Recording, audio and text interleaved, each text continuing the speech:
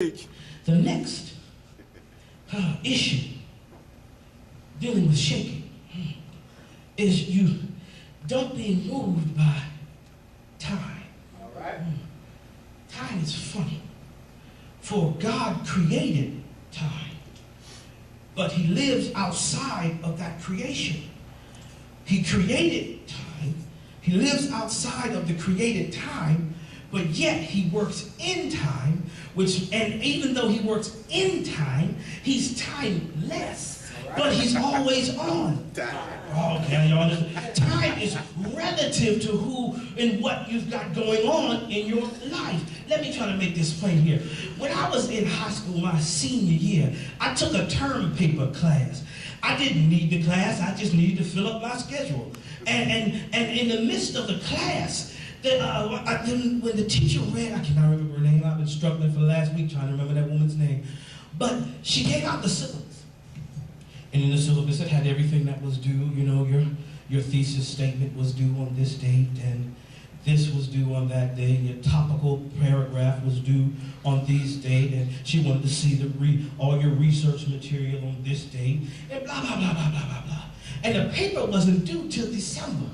We went to school in September. So as far as I was concerned, I had all the time in the world. Well, what happened was I played around a little too much. And when it came down to report card time, I realized all of a sudden my GPA was going to fall below 2.0 if I did not pass the term paper class. Now, all of a sudden, because I thought I had all the time in the world, now everything new. And before you know it, I'm running out of time. And the people who had done their assignment at the right time had what? All the time in the world. And they're looking at me running from the library, trying to find bibliographies and trying to put together reference pages and trying to do footnotes at the last minute. And before I knew it, when I turned the paper in, I had pencil marks in it. It was upside down. It was supposed to be 20 pages. I had 11, and there was like quadruple space, one word per page, whatever I could do to try to get it. And she handed it back to me with a big old F, and I was thinking, oh my God. She said, you did not use your time. Wow. You've got to learn when you're shaking not to be moved by time, baby, because sometimes you got to go through what you got to go through to get to what you got to get to. And if you haven't learned, Lord have mercy, time, don't be moved by time. Let me explain. I got all kinds of time references and different illustrations of even the boy who cut the cocoon off of the butterfly. That sounds like a good idea to a little boy when he saw the butterfly trying to get out of the cocoon, and he decided to help the butterfly. So he cut the cocoon away, and the butterfly fell out the cocoon onto the ground. His head very large, but the rest of his body all shriveled up. And he didn't realize when the mama came out and said, I know your heart was in the right place, but you did the wrong thing, because it's the struggle of getting out of the cocoon that pushes the fluid from the top of his head into the rest of his body, so that when the butterfly emerges, it emerges strong. And if you get out of what you're in too soon, you'll still be retarded and emaciated and not have what God wanted you to have in the midst of your shaking moment. Sometimes you don't get moved by time. You've got to marinate every once in a while and hold on just a little while longer, because if you make it through this, you'll be stronger for that. And some of you haven't dealt with this. So when that came up, now you got this and that, trying to figure out how you... Lord, go ahead.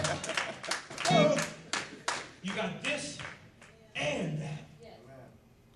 And if you couldn't deal with that, how you gonna deal with this and that? And you get moved by time. And let's be honest. Let's not fool ourselves here. Let's all be grown folks who are grown folks in here. We do want what we want when we want it. That's right. And let's be honest. You want what you want. If you wanted something to eat, you want what you want when you want it. If you wanted to go somewhere, Lord have mercy. When you want to leave, you just want to leave.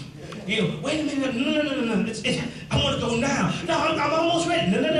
You ain't listening to me. It's time to go. And when you want what you want, when you want it, and babies deal with it because it's instant gratification. Have you ever been trying to feed the child and you got the bottle right there? The baby can see the bottle. You just trying to warm it up. I'm coming.